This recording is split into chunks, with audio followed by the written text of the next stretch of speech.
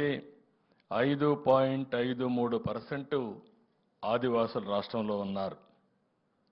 దేశం మొత్తం 10,42,00,000 మంది గిరిజనులు ఉన్నారు.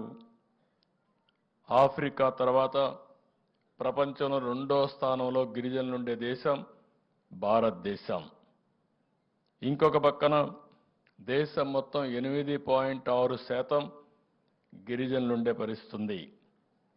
2011 జనాభాల లెక్క ప్రకారం మన రాష్ట్రంలో మనం చూస్తే 27,39,000 మంది ఆదివాసులు ఈ రాష్ట్రంలో ఉన్నారు. అంటే 5.53%. ఇవి కూడా 34 షెడ్యూల్ తెగలున్నాయి. 1-2 కాకుండా 34 ఉండే పరిస్థితి ఉంది. అయితే మొత్తం 6,45,000 ఎస్టీ కుటుంబాలు ఉన్నాయి. అటవీ ప్రాంతంలో 13,96,000 మంది ఉన్నారు. అదే మాదిరిగా మైదానంలో దగ్గర 13,43,000 మంది ఉన్నారు. ఈరోజు మొత్తం చూస్తే అల్లూరి సీతారామరాజు, పార్వతీపురం మన్యం, విజయనగరం, ఏలూరు, అనకాపల్లి ఇలాంటి జిల్లాల్లో 36 మండలాల్లో 3,512 రెవెన్యూ గ్రామాలు షెడ్యూల్ గ్రామాలుగా, షెడ్యూల్ ప్రాంతాలుగా, ఐటీడీ ప్రాంతాలుగా మనం నామకరణం చేసుకున్నాం. దీన్ని మనం ముందుకు పోయే పరిస్థితికి వచ్చాం. ఈరోజు మీరు చూస్తే అనేక సాంప్రదాయాలు, మీలో కూడా అనేక కట్టుబాట్లు కూడా ఉన్నాయి, అనేక వర్గాలు కూడా ఉన్నాయి. కోయ, కొండదొర, సవర, భగత, జాతాపు, కొండు, కొండరెడ్లు, వాల్మీకి తెగలు ఎక్కువగా ఇందులో ఉంటారు. మిగిలిన వర్గాలుగా కూడా చాలామంది ఉన్నారు.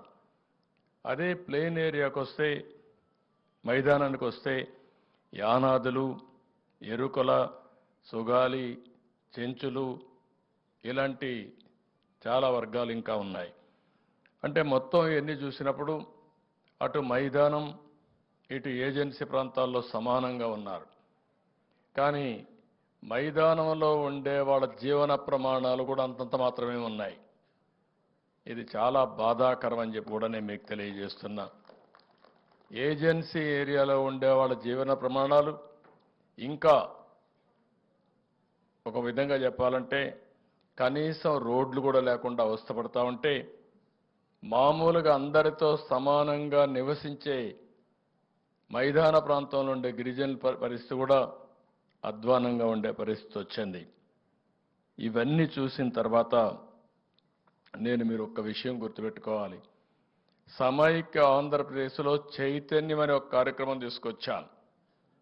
నా ఉద్దేశం ఒకటే, గిరిజన ప్రాంతాల్లో కొన్ని ప్రాంతాల్లో వనరులు ఉన్నాయి. మైదాన ప్రాంతంలో ఉండే గిరిజనులు వనరులు కూడా లేవు. కానీ అందరూ పైకి వస్తున్నారు, వీళ్ళు పైకి రాలేకపోతున్నారు. అందుకే ఆ రోజు నేను పెట్టింది చైతన్యం అనే పేరు పెట్టాను. చైతన్యంతో కార్యక్రమాలు చేసి మీ జీవితాల్లో పెను మార్పులు తేవాలని ఆ రోజు ప్రభుత్వం ముందుకు పోయాం. ఒక మాటలో చెప్పాలంటే కాఫీకి ప్రారంభించాం.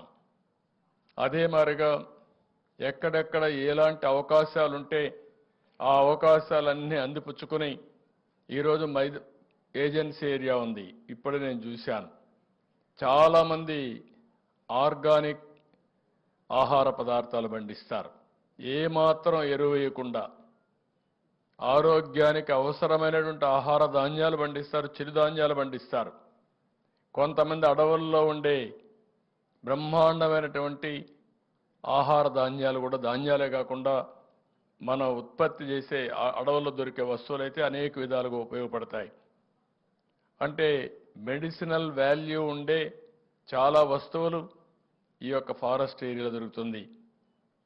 ఈరోజు మనం ఇంకొక పక్క చూస్తే తేనె, ఎక్కడా దొరకనటువంటి ఒక బ్రహ్మాండమైన తేనె ఇక్కడ అటవీ ప్రాంతాల్లో దొరికే పరిస్థితి వస్తుంది. ఇలాంటి చాలా అవకాశాలు ఉన్నాయి. ఈ అవకాశాలను ఆ రోజు నేను అందిపుచ్చుకుని నేను ఒకటే చెప్పాను. ఆ రోజు నేను చేసిన పని మీరు చూస్తే కాఫీకి నేను ప్రాధాన్యత ఇవ్వడమే కాకుండా దాన్ని లాజికల్గా తీసుకుపోవాలని చెప్పి ముందుకెళ్ళాం. నేను సిల్వర్ ఓక్ ట్రీస్ పెట్టించాను. దాని మీద కాఫీ పంట కిందనేసాం. దానికి ఆ సిల్వర్ ఓక్ ట్రీస్కి ఏవైతే మనకు కావాల్సినటువంటి ఇవన్నీ కూడా ఏవైతే వివిధ రకాలైనటువంటి స్పైసెస్ అన్ని కూడా తీసుకున్నాం. దీనివల్ల ఆదాయం బాగా పెరిగింది. ఈరోజు ప్యారిస్లో కూడా అరకు కాఫీ అమ్మగలిగామంటే అది దీనికి ఉండే ప్రత్యేకతని మరొక్కసారి మీ అందరికీ తెలియజేస్తున్నా. ఇటీవల ప్రపంచంలో ఉండే అతిపెద్ద పత్రికలు రాస్తున్నాయి, వ్యవసాయం అంటే భారతదేశంలో అరకు కాఫీ ఒక ఉదాహరణ చెప్పే పరిస్థితికి వచ్చారు. ఏదైతే ఎకానమిస్ట్ పేపర్లు కానీ ఇలాంటి పేపర్లని కేస్ స్టడీస్ చేసి ఇది డెవలప్ చేస్తే పేదరిక నిర్మూలన జరుగుతుంది, మారుమూల ప్రాంతాల్లో ఉండే గిరిజనులకు న్యాయం జరుగుతుందని వాళ్ళు కూడా చెప్పే పరిస్థితికి వచ్చారు. అందుకే దీన్ని నేను ప్రమోట్ కూడా చేశాను. మీరు గుర్తుపెట్టుకోవాలి, మార్కెటింగ్ కూడా చేశాను. ఆ రోజు ప్రధానమంత్రి గారు వస్తే, నరేంద్ర మోడీ గారు వస్తే నేను అరకు కాఫీ ఆయనకి ఇచ్చి తాగిచ్చి ఆయన్ని ఒక బ్రాండ్ అంబాసిడర్గా ఉపయోగించామంటే అది గిరిజనుల పైన ఈ ప్రభుత్వానికి ఉండే ప్రేమ. ఒక మంచి వస్తువును తయారు చేయడమే కాదు, ఆ వస్తువు మంచిదని 10 మందికి చెప్పడం కూడా చాలా ముఖ్యం. ఆ పని ఆ రోజు నేను చేశాను. ఇప్పుడే మాట్లాడుతూ ఉంటూ చూశాను కొంతమందిని. అందరూ డాక్రా సంఘాలు మహిళలు ఇక్కడ ఉన్నారు. ఈరోజు డాక్రా సంఘాలలో ఉండే మహిళల్ని, పేద మహిళల్ని ఒక సంఘటిత శక్తిగా తయారు చేయాలని 30 ఏళ్లకు మునుపు ఆలోచించాను. దేనికోసం ఆలోచించారంటే చదువు లేదని ఇంట్లో కూర్చోకుండా మారుమూల ప్రాంతాల్లో ఉండే ఆడబిడ్డలందరినీ ఒక శక్తివంతమైన మహిళగా తయారు చేయాలని, చేతి వృత్తుల్ని కుల వృత్తుల్ని ప్రోత్సహించాలని, మీ ఊర్లో దొరికే వస్తువులతో అనేక రకాలైన పదార్థాలు తయారు చేసి మార్కెటింగ్ చేయాలని చెప్పి కూడా మనం ముందుకు పోయాం. అందుకే ఇప్పుడు 2-3 చూస్తా ఉంటే నా పక్కన ఒక అమ్మాయి కూర్చునింది. ఆ అమ్మాయి పేరు వచ్చి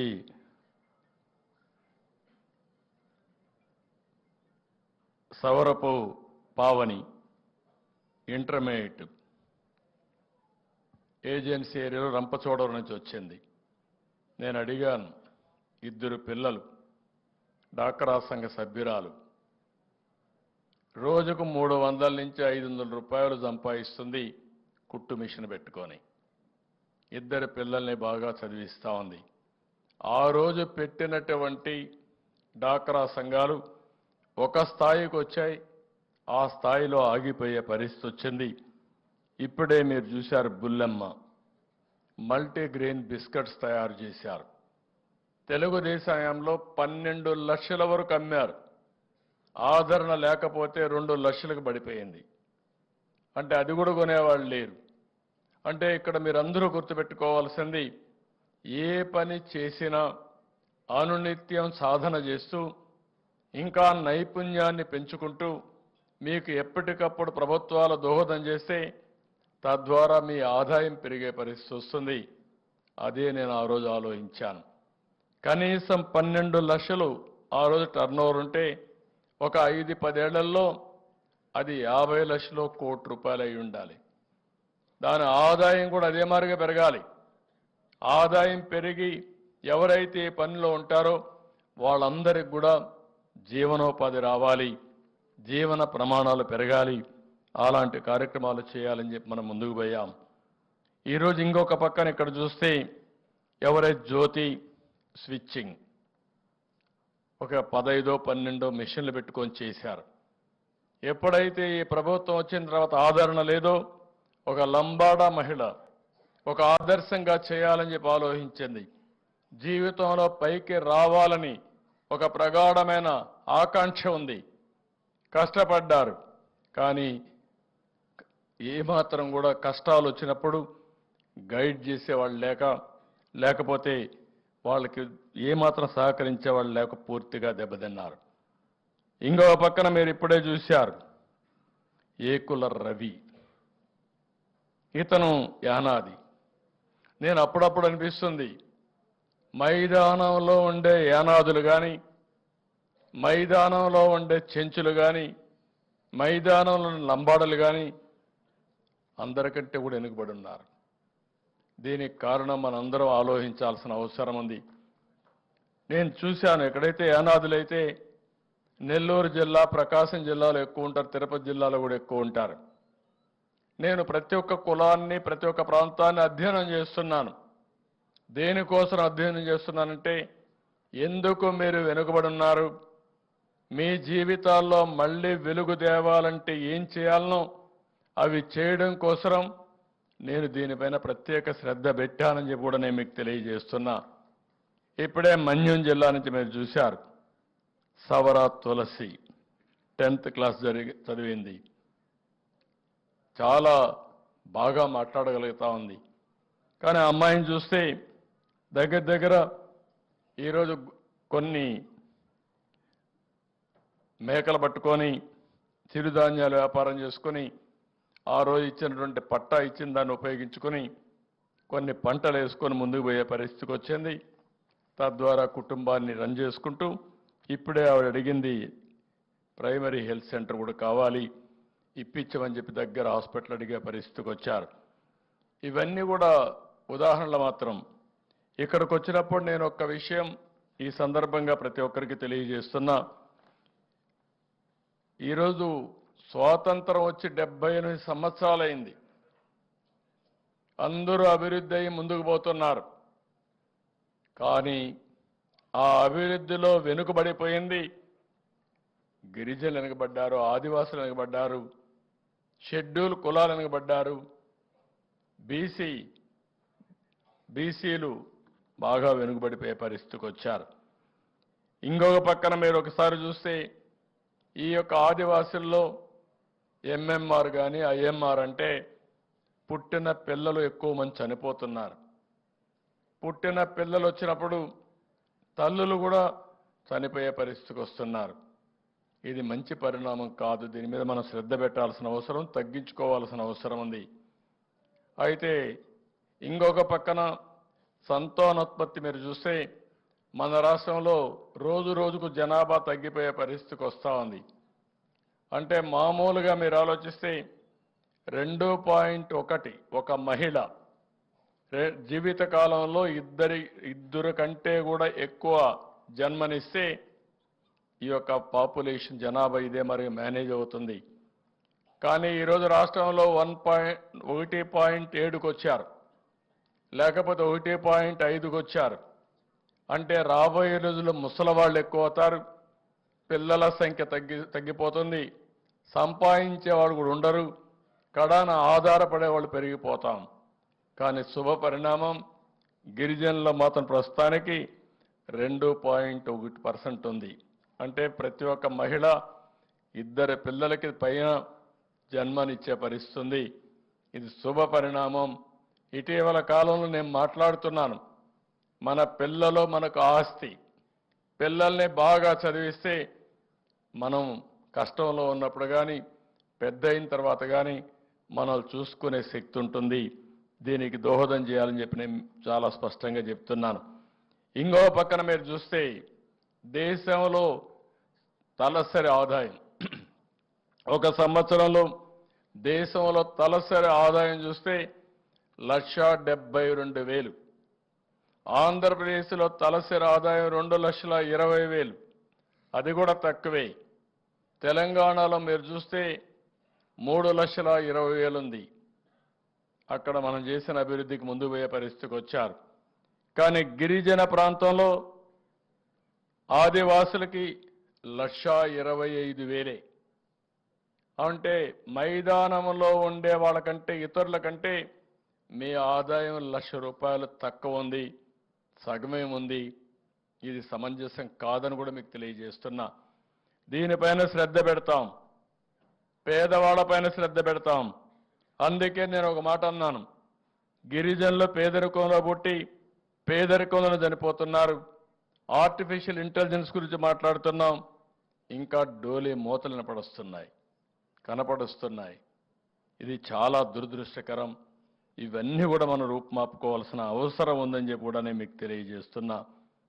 అందుకే నేను ఒక మాట అన్నాను, జీరో పావర్టీ అంటే పేదరికం లేని సమాజాన్ని నిర్మాణం చేసుకోవాలి. ఏ పని చేసినా పేదల దృష్టిలో పెట్టుకొని చేయాలి. అలాంటి పేదలు ఎక్కువ ఉండేది ఆదివాసుల్లో ఉన్నారు. వారి మీద నా శ్రద్ధ ఉంటుంది, ఈ ప్రభుత్వం యొక్క శ్రద్ధ ఉంటుంది. మిమ్మల్ని పైకి తీసుకొచ్చే వరకు, అన్ని విధాలు ఆదుకునే వరకు మీకు అండగా ఉంటామని కూడా మీకు అందరికీ తెలియజేస్తున్నా. ఒకసారి గతాన్ని కూడా మీరు ఒక్కసారి ఆలోచించుకుంటే, తెలుగుదేశం పార్టీ హయాంలో 14-19లో 16 పథకాలు తీసుకొచ్చాం. దగ్గర 199 గురుకుల పాఠశాలలు తీసుకొచ్చాం. 2705 విద్యా సంస్థలు ఏర్పాటు చేసుకుని అందులో 2,45,380 మంది విద్యార్థులు విద్యను అభ్యసిస్తున్నారు. ఒకప్పుడు గిరిజనుల్లో విద్య లేదనే ఉద్దేశంతో ఆ రోజు ఎన్టీ రామారావు గారు ఆలోచించి ఒకే మాట చెప్పారు, ఏ ఊర్లో స్కూల్ కావాలనో ఇచ్చిన ఘనత గురుకుల పాఠశాలని నామకరణం చేసి గురుకుల పాఠశాలలు పెట్టిన వ్యక్తి ఎన్టీఆర్. ఆ రోజు ఇంకొక మాట కూడా చెప్పాడు, గిరిజన ప్రాంతాలకి మైదానంలో పంపిస్తే వాళ్లకు న్యాయం జరగదు కాబట్టి అక్కడ చదువు తక్కువ ఉన్న టీచర్స్ ట్రైనింగ్ లేకపోయినా, బీఈడీ లేకపోయినా ఉద్యోగాలు ఇద్దాం, తర్వాత టీచింగ్ చెప్తూ చదువు చెప్తూ డిగ్రీ ఇప్పించే ఏర్పాటు చేస్తామని చెప్పిన వ్యక్తి నందమూరి తారక రామారావు గారని చెప్పి నేను మీకు తెలియజేస్తున్నా. అంటే స్కూల్స్ రావాలి, ఆదివాసులు చదువుకోవాలి, ఆ చదువు చెప్పే వాళ్ళు కూడా ఆదివాసులు ఉండాలనేది ఎన్టీ రామారావు గారి సంకల్పం. దానికి మేము కట్టుబడి ఉన్నామని చెప్పి కూడా నేను మీకు తెలియజేస్తున్నా. మీ పిల్లల విద్య కోసం 14-19లో 450 కోట్లు ఖర్చు చేస్తే ఫీజు రీఎంబర్స్మెంట్ కోసం ఈ ప్రభుత్వం వచ్చిన తర్వాత సగం తగ్గించి ఇచ్చారు. 260 కోట్లు పడిపోయే పరిస్థితి వచ్చింది. నేను ఒకటే ఆలోచించాను, గిరిజన పిల్లలు, గిరిజనులు కానీ కూలీలు కానీ అటవీ ప్రాంతంలో మిగిలిపోకూడదని మిమ్మల్ని ఐఏఎస్ చేయాలి, ఐపీఎస్ చేయాలి, లేకపోతే ఐఐఎంలకు వెళ్ళాలి అనే ఉద్దేశంతో శ్రద్ధ పెట్టాం. దీనికి ప్రత్యేకమైనటువంటి ట్రైనింగ్ ఇచ్చాం. ఇంకో పక్కన చూస్తే సివిల్ సర్వీస్ పరీక్షల్లో విజయం సాధించాలని 13 కోట్ల రూపాయలు ఖర్చు పెట్టి దగ్గర 1000 మందికి ట్రైనింగ్ ఇచ్చాం. ఈ ప్రభుత్వం వస్తానే 3 లక్షలు ఖర్చు పెట్టి ఒకరికో ఇద్దరికో ముగ్గురికి ట్రైనింగ్ ఇచ్చే పరిస్థితికి వచ్చారు. అంటే గిరిజనుల్లో ప్రతిభ ఉంది, ప్రతిభని సానబెట్టి బయట తేవాల్సిన అవసరం ఉంది. అలాంటి కార్యక్రమాలు చేయడంలో పూర్తిగా ఫెయిల్ అయ్యే పరిస్థితికి వచ్చారు.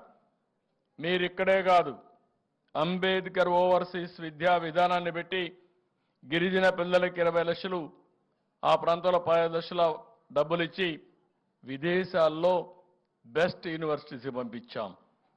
55 మందిని పంపించి 7.5 కోట్ల రూపాయలు ఖర్చు పెట్టాం. వీళ్ళు వచ్చిన తర్వాత పేరు తీసేసి పథకాన్ని కూడా బొక్కబెట్టి కనీసం ఒక్కరికి మాత్రం ఇచ్చారు. అంటే ఏ విధంగా సబబో మనం ఆలోచించుకోవాల్సిన అవసరం ఉంది.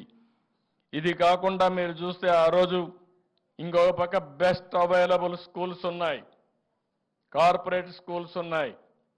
గిరిజన పిల్లలు అక్కడ చదువుకోవాలి, అందరితో సమానంగా రాణించాలనే ఉద్దేశంతో పెడితే దాన్ని కూడా తీసేసే పరిస్థితికి వచ్చారు.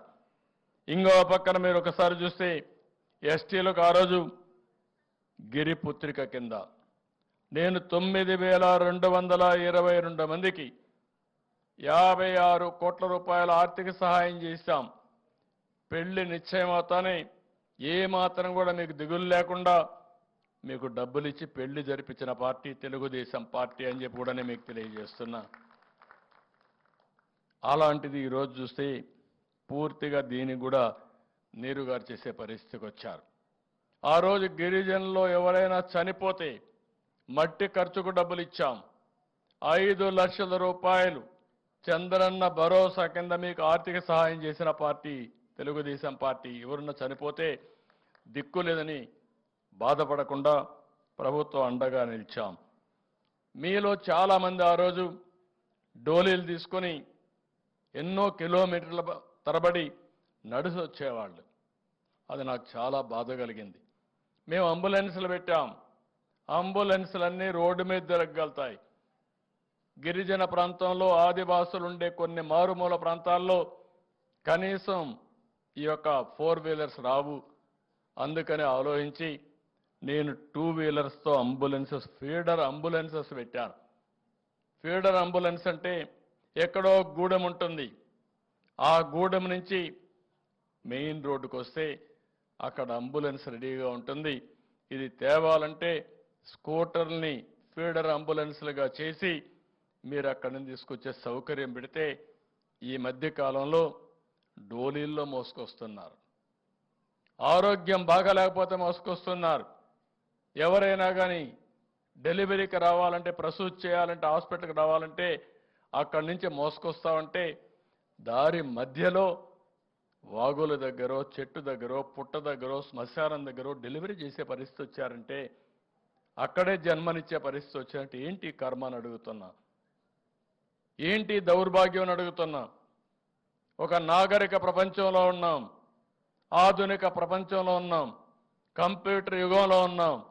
ఇంకా ఈ గిరిజనుల పరిస్థితి డోలీల్లో తీసుకొచ్చే పరిస్థితి ఉందంటే దీనికి మనం అందరం కూడా బాధపడవలసిన అవసరం ఉందని చెప్పి కూడా నేను మీకు తెలియజేస్తున్నా. ఎప్పుడైతే హాస్పిటల్కి వస్తారో శిశు మరణాలు తగ్గుతాయి, మాతా మరణాలు తగ్గుతాయి. దానివల్ల చాలా వరకు ప్రతి ఒక్కరు కూడా ఆనందంగా డెలివరీ చేసే పరిస్థితికి వస్తారు. ఇంకో పక్క నేను ఆ రోజు ఆలోచించాను, గిరిజనుల పౌష్టికాహారం తక్కువ ఉంటుందనే ఉద్దేశంతో ఆడబిడ్డలందరికీ కూడా పౌష్టికాహారం ఇచ్చాం. పిల్లలకు పౌష్టికాహారం ఇచ్చి ఫుడ్ బాస్కెట్ కింద ప్రత్యేక శ్రద్ధ చూపించాం.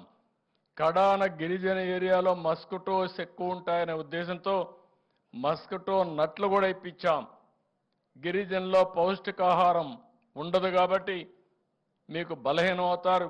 అలాంటప్పుడు న్యూట్రిషియస్ ఫుడ్ కూడా ఇవ్వాలని అలాంటి వాళ్ళందరినీ ఆలోచించి ఆ రోజు మీకు అన్ని కూడా అందజేశాం.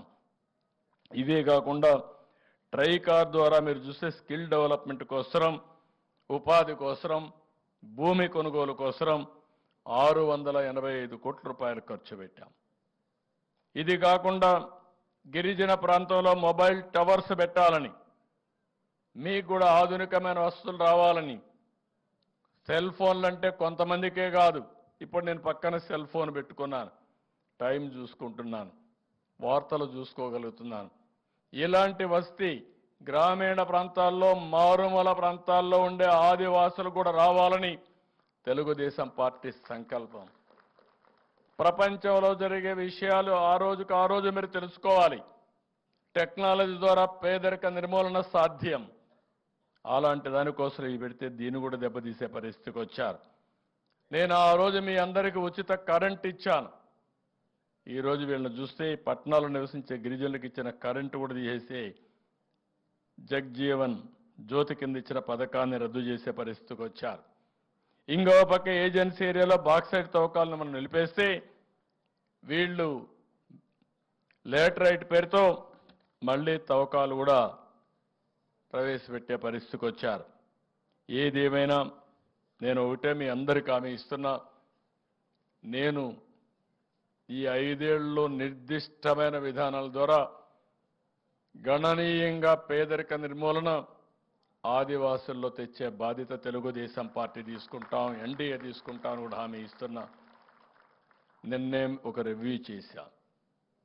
ఆ రివ్యూలో చాలా స్పష్టంగా అధికారులు ఇక్కడే ఉన్నారు, డైరెక్టర్ ఉన్నారు, కమిషనర్ ఉన్నారు, సెక్రటరీ గారు ఉన్నారు, మినిస్టర్ గారు ఉన్నారు. అందరికీ ఒక దశ దిశ నిర్దేశించాను, వే ఫార్వర్డ్ ఇచ్చాను. పేరుకు కార్యక్రమాలు కాదు, ఫలితాలు ఇచ్చే కార్యక్రమాలుగా ఉండాలి. మనం చేసే ప్రతి ఒక్క పని తద్వారా గిరిజనుల జీవన ప్రమాణాల్లో మార్పు తీసుకురావాలి. ఈ రోజు ఎట్టుందో ఒక సంవత్సరంలో ఏ విధంగా మార్పు తీసుకొస్తామో ఆ ఒక్క సంవత్సరం తర్వాత ఏ విధంగా చేయాలనో చాలా స్పష్టంగా ఆదేశాలు ఇచ్చా. అవి చేస్తామని చెప్పి కూడా నేను మీకు తెలియజేస్తున్నా. నా ఉద్దేశం ఒకటే, జీరో పావర్టీ. అంటే పేదరికం లేని సమాజం ఇది సాధ్యం. ఈ టెక్నాలజీ ఏజ్లో ప్రతి ఒక్క కుటుంబాన్ని కంప్యూటర్లో పెట్టుకొని మేమేమి ఇచ్చాం, మీకు ఎట్లా పనిచేసింది, మళ్ళీ మీ జీవన ప్రమాణాలు పెరిగాయా, మీ జీవన ప్రమాణాల్లో అనేక విషయాలు ఉన్నాయి. మీ ఆరోగ్య విషయాలు, ఆర్థిక విషయాలు, లేకపోతే మీ కుటుంబంలో కావలసిన వస్తువులు ఉన్నాయి. కొన్ని ప్రాంతాల్లో మనం చూస్తున్నాం ఇంకా కరెంటు లేని ఇండ్లున్నాయి. అదే మాదిరిగా మరుగుదొడ్డి లేని ఇండ్లున్నాయి. ఇంకో పక్క ఇండ్లు లేని పేద కుటుంబాలు ఉన్నాయి. అంటే ఇవన్నీ కూడా కనీస అవసరాలు. తాగునీరు లేని గ్రామాలు ఉన్నాయి. అంటే తాగునీరు కూడా మీ ఇంటి దగ్గర కొళాయి లేని ఇళ్ళున్నాయి. నేను అందుకనే ఒకే నిర్ణయం చేశాం. ఒక ఇంటికి కనీస అవసరాలు ఏమేం కావాలనో అవన్నీ నెరవేర్చే బాధ్యత తీసుకుంటాం. అది అయిన తర్వాత ఆ కుటుంబాన్ని ఆర్థికంగా పైకి తీసుకురావాలంటే ఏమేం చేయాలని అవి కూడా చేస్తాం. ఇది కాకుండా గ్రామ అవసరాలు, మీ ఊర్లో సిమెంట్ రోడ్డు ఉందా, వీధి దీపాలు ఉన్నాయా, లేకుంటే చెత్తంతా సక్కునగా తీస్తున్నారా, మీ గ్రామం నుంచి మెయిన్ రోడ్డుకు రోడ్డు ఉందా, రోడ్డు లేకపోతే ఇలాంటి సమస్యలు చాలా వస్తాయి. మీ ఊర్లో స్కూల్ అందుబాటులో ఉందా, మీ పిల్లలందరూ స్కూలుకు పోగలుగుతున్నారా, టీచర్ ఉన్నాడా, ఇవన్నీ కూడా ఒక నిర్దిష్టమైన కార్యక్రమాలు పెట్టుకుని గ్రామ సౌకర్యాలన్నీ కూడా ఫిలప్ చేసి తద్వారా మీకు మెరుగైన ఇది చేయడం, మీ ఊర్లో ఉండే వనరులన్నీ కూడా ఉపయోగించుకొని మీ ఆదాయాన్ని పెంచే మార్గాలు ఏమున్నాయో అవన్నీ కూడా చేస్తాం. అదే సమయంలో మీ ఊరు నుంచి మీరు మండల కేంద్రానికి రావాలన్నా, హాస్పిటల్కి పోవాలన్నా, మార్కెటింగ్ వస్తువులు తీసుకుపోవాలన్నా ఎలాంటి ఇన్ఫ్రాస్ట్రక్చర్ క్రియేట్ చేయాలన్నా అవన్నీ చేస్తామని చెప్పి కూడా నేను మీకు తెలియజేస్తున్నా. ఇది కాకుండా గిరిజనుల కోసం, మీ పిల్లల ఉద్యోగాల కోసం మొన్నే మీరు చూస్తే మెగా డిఎస్సి అనౌన్స్ చేశాం.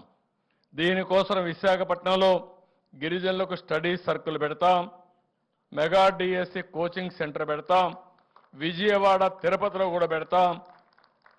ఇంకొక పక్కన ట్రైకార్ ద్వారా మళ్ళా రుణాలు ఇప్పిస్తాం. గతంలో ఇచ్చినట్టే ఇన్నోవా కార్లు కూడా ఇప్పించి గిరిజనులకు జీవనోపాధి కల్పించే బాధ్యత తీసుకుంటాం. గతంలో 81 గిరిజన హాస్టల్ని రెసిడెన్షియల్ స్కూల్స్గా మార్చాం. ఇప్పుడు వీటికి కొత్త బిల్డింగులు కావాలి, అవి కూడా కట్టించే బాధ్యత ఈ ప్రభుత్వం తీసుకుంటాం. ఇది కాకుండా గిరిజన సమరయోధుల కోసం చింతపల్లి మండలం లంబసింగిలో తాజంగి గ్రామంలో ఏర్పాటు చేస్తున్న గిరిజన్ మ్యూజియం కూడా పూర్తి చేస్తాం. ఇంకో పక్క విలేజ్ సెక్రటరీలో చాలా మంది పనిచేస్తున్నారు ఏఎన్ఎంల కింద. వాళ్ళందరినీ ట్రైబల్ వెల్ఫేర్ స్కూల్స్లో పెట్టి మీ పిల్లల ఆరోగ్యం కాపాడే బాధ్యత తీసుకుంటాం. ఇది కాకుండా ఇంకొక పక్కన మీరు చూస్తే అరకు కాఫీ, అక్కడనే పెప్పర్ ఇవన్నీ తయారు చేయడం, పండించడం, మీకు ఏమేమి చేయగలుగుతామో మీ ఆదాయాన్ని పెంచే మార్గం. ఒక రోజున అరకు కాఫీ ఈరోజు కొన్ని షాపుల్లో ఉంది, కానీ ఇది ఇండియాలో ఉండే అన్ని షాపుల్లో పెట్టి ప్రపంచంలో ఉండే ముఖ్య నగరాల్లో పెట్టే బాధ్యత తీసుకొని అరకు కాఫీకి ప్రపంచవ్యాప్తంగా గుర్తింపు తీసుకొస్తామని చెప్పి కూడా నేను మీకు తెలియజేస్తున్నా. అందుకే ఇప్పుడే చెప్పాను, మొత్తం నాణ్యత ఎట్లా రావాలి, క్వాలిటీ ఎట్లా పెంచాలి, దానికి కావాల్సినటువంటి మంచి రకమైన కాఫీని ఇంకా ఎట్లా ప్రోత్సహిస్తాం. అక్కడి నుంచి మీరు చూస్తే ఆ కాఫీని ఏ విధంగా మ్యానుఫ్యాక్చరింగ్గా చేయాలి, కాఫీ పౌడర్గా చేయాలి, అదే సమయంలో దీన్ని మార్కెటింగ్ ఎట్లా చేయాలో చేస్తాం. దీనివల్ల మీ ఆదాయం వాణిజ్య పంటల కంటే ఎక్కువ వచ్చే అవకాశం ఉంటుంది. ఇది కూడా చేస్తామని చెప్పి కూడా నేను మీకు తెలియజేస్తున్నా. ఇంకో పక్క మీ ప్రాంతంలో ఉండే సహజమైన పంటలు, ఎక్కడ కూడా ఎరువు కానీ క్రిమి సంహారక మందు వాడనటువంటి ఆర్గానిక్ పంటలు మీరు ఏర్పాటు చేస్తున్నారు. దాన్ని కూడా ఉపయోగించుకొని అవసరమైతే బిస్కెట్స్ తయారు చేసి ఇక్కడ బిస్కెట్స్ కానీ మిగిలిన ఇక్కడ ఏమేం చేయగలుగుతా అన్నీ చేసి మార్కెటింగ్ కూడా ఎస్టాబ్లిష్ చేస్తామని చెప్పి కూడా నేను మీకు తెలియజేస్తున్నా. గిరిజన ప్రాంతాల్లో మీరు తయారు చేసే వస్తువుల్ని ఓఎన్డీసీ ప్లాట్ఫామ్ ద్వారా డైరెక్ట్గా వినియోగదారులకు మీరే అమ్మే ఏర్పాటు చేస్తాం. అంటే ఈరోజు మీ ఊర్లో ఉంటారు, ఈ ప్లాట్ఫామ్లో మీరుంటే ఎవరు హైదరాబాద్లో కావాలన్నా బెంగళూరులో కావాలన్నా మీ ఊర్లో ఉత్పత్తి చేసినటువంటి ఒక తేనె నేరుగా వాళ్ళకి అమ్మే ఏర్పాటు వస్తుంది, ఆ షాప్కి అమ్మే ఏర్పాటు వస్తుంది. దానికి కూడా శ్రీకారం చుడతామని చెప్పి కూడా నేను మీకు తెలియజేస్తున్నా. 2191 ఎస్టీ గ్రామాలకు రోడ్డు సౌకర్యం లేదు. ఇవన్నీ కూడా రోడ్డు కనెక్టివిటీ ఇచ్చే బాధ్యత తీసుకుంటా. ప్రతి ఒక్క గిరిజన గ్రామానికి కనెక్టివిటీ ఇప్పిస్తాం. దగ్గర దగ్గర 16,816 గిరిజన నివాస ప్రాంతాలకి తాగునీళ్లు లేవు. 2,373 కోట్ల రూపాయలు ఖర్చు పెట్టి ప్రతి ఒక్క ఇంటికి కొళాయి ద్వారా నీళ్లు ఇప్పించే బాధ్యత తీసుకుంటాం. ఇది కాకుండా ఈరోజు జీవో నెంబర్ 3 ఉంది. ఎలక్షన్స్ కూడా ఉన్నాయి విశాఖపట్నంలో. నేను ఆ విషయం కానీ కొన్ని ఉద్యోగాల విషయాలు మాట్లాడలేకపోతున్నా. నాకు బాగా గుర్తుంది, నేనే తీసుకొచ్చిన జీవో అది. దాన్ని ఏ విధంగా మళ్ళా మీ పిల్లల కోసం ఏం చేయాలో అన్ని విధాలా చేస్తామని చెప్పి కూడా నేను మీ అందరికీ హామీ ఇస్తున్నా. ఇది కాకుండా ఇంకా చిన్న చిన్న సమస్యలు ఏవైతే ఉన్నాయో అవన్నీ కూడా అధ్యయనం చేస్తున్నా. సీతంపేట ఐటీడీఏలో 7 కోట్ల ఖర్చుతో సమగ్ర పసుపు ఉత్పత్తి. ఈరోజు మన దగ్గర ఉండే పసుపులో కర్కుమెన్ ఎక్కువ ఉంది, దీనివల్ల ఎక్కువ గిరాకీ ఉంటుంది. అలాంటి పసుపుని ఒక వాణిజ్య పంట కింద ఏ విధంగా దీన్ని వాల్యూ అడిషన్ చేయాలి, అవన్నీ చేసి మీ ఆదాయం పెంచుతామని చెప్పి కూడా నేను మీకు తెలియజేస్తున్నా. ఇదే మరిగా ఎన్టీఆర్ ఐటీడీఏ సీతంపేటలో ఎన్టీఆర్ అడ్వెంచర్ పార్క్ ఉంది. దానికి కూడా గిరిజన మ్యూజియం కూడా అభివృద్ధి చేయాలి. దీనికి కూడా ఒక 2,50,00,000 అవుతుందన్నారు. అది కూడా ఖర్చు పెట్టి చేస్తామని చెప్పి కూడా నేను మీకు తెలియజేస్తున్నాను. ఇంకో పక్క ఐటీడీఏ పార్వతీపురంలో కొమరాడ మండలంలో పూర్ణపాడు లాబేస్ గ్రామాల మధ్య నాగావళి నదిపై ఒక హై లెవెల్ బ్రిడ్జ్ కావాలన్నారు. అది కూడా పూర్తి చేస్తాం. చింతూరులో ఐటీడీఏ పరిధిలో 11 ఎత్తిపోతల పథకాలు కావాలి. దీనికి 2.5 కోట్లు ఖర్చు అవుతుందన్నారు. అది కూడా ఖర్చు పెట్టి మొన్నే రివ్యూ చేశాను. అవి కూడా శాంక్షన్ చేస్తాం. ఇది కాకుండా ఈరోజు ఇంకొక పక్కన మీరు చూస్తే ఏదైతే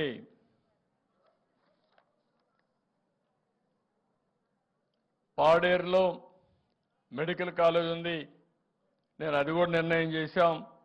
500 కోట్ల రూపాయలతో ఆ మెడికల్ కాలేజీని పూర్తి చేసే బాధ్యత కూడా ఈ ప్రభుత్వం తీసుకుంటుంది. ఇంకొక పక్కన మీరు చూస్తే 418 ఏకోపాధ్యాయ పాఠశాల